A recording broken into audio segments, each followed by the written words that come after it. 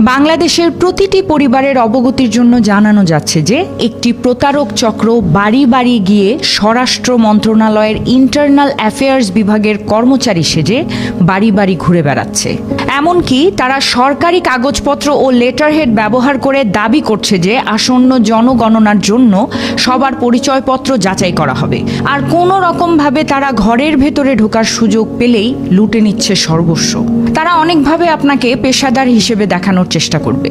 যে কোনো এলাকায় যেতে পারে, কেউ আপনার দরজায় গিয়ে বলতে পারে একটি নির্দিষ্ট স্কিম অনুযায়ী আপনার ছবি বা ফিঙ্গারপ্রিন্ট নিতে হবে। তাদের কাছে ল্যাপটপ, বায়োমেট্রিক মেশিন এবং নামের তালিকাও থাকতে পারে। এমনকি তারা মেনু দেখিয়েও বিভিন্ন ব্যক্তিগত তথ্য যাচাই করতে পারে। অনুগ্রহ করে সকলেই জেনে রাখুন, সরকারের পক্ষ থেকে এমন কোনো উদ্যোগ এখনো নেওয়া হয়নি এবং এমন কোনো স্কিমও সরকারের পক্ষ থেকে এখনো অবধি চালু করা হয়নি।